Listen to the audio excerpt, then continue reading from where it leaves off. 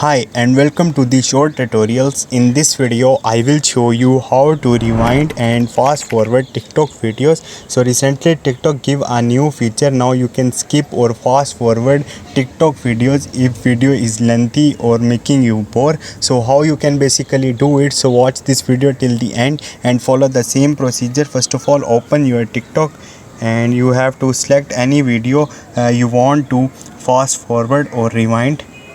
So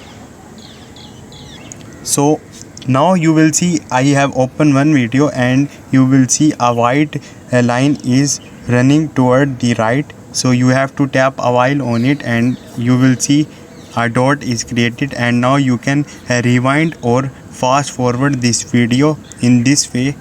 So this is an amazing feature, but this feature is not working for all the videos. You won't rewind or fast forward all the videos on the TikTok. So hope this video will helpful for you. If you have any question, you can ask me in the comment section, and don't forget to subscribe my channel.